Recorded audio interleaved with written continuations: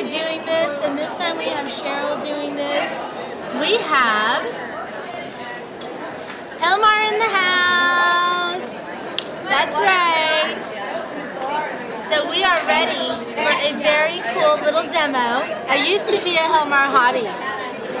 Trudy, you're still a hottie.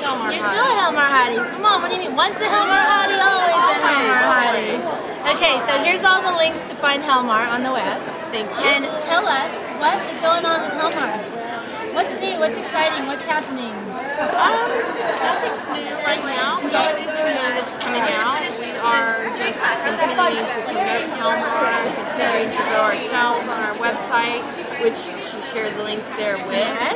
Our design team is coming up with some just amazing projects that you can see on our blog. Fantastic. And just gluing everything we can glue. Yes. So they're asking which Helmar glue is best for which products. Okay, so that's which projects. That's the thing. There are a lot of different glues, and they all have their place. They do, and there is a list. If you go to our blog, which is the helmarusa.typepad.com, we do have a link that is in the header that shows a product guide to the different adhesives.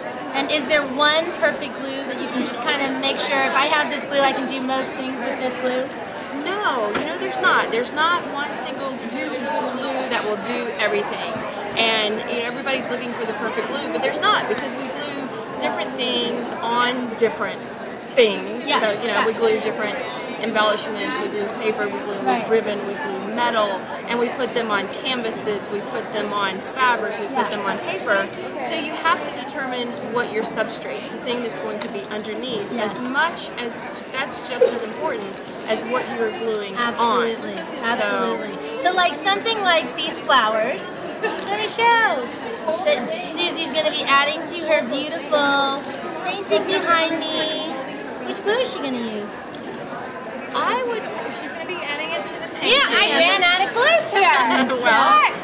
We need some glue. My 450 would be my go-to.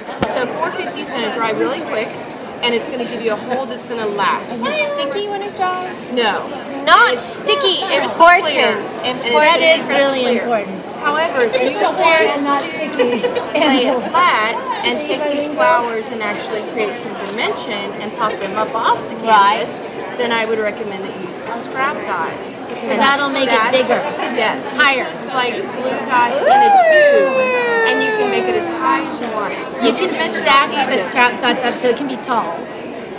Oh, that's all right, here we go. It's demo time. That's great. Here we go. Cheryl teaches Susie how to make snot dots. Scrap dots. Scrap dots. Scrap dots. Scrap dots. Yeah, so let's see how close can we get.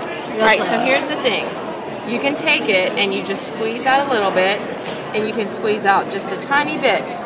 And you see the dimension that's on that? Oh my God. It's going to stay like that. And you let it set a little bit before you... No, you could take something really light and put it, this is just a little bit, and put it on there right now. Like the little light flower. Yeah, the little light flower.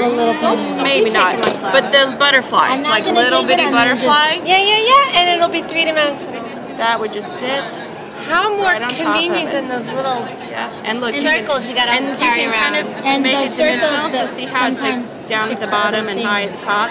It's going to dry like that. Alright? But if you wanted to do a flower and have the flower come up off the page, then let's squeeze out a little bit more. Oh my goodness. And we can put it on there. Oh, very cool. If you wanted it to go even higher. Very cool. Oh my God. You really could have different dimensions and then just set your little flower on top of that and let it dry. And the best thing is when this dries, this is going to be solid. So it takes about an hour for it to set. It takes about 24 hours for it to cure.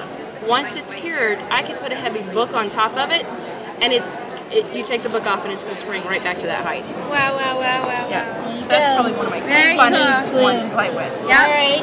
There you go. That's how we're getting those flowers on there. Just lay the canvas down. But you have to let it dry, so I would do that like later tonight so it can dry overnight. This is the one for... This is the one that's going to dry on there. If I wanted to scrapbook paper, my glue.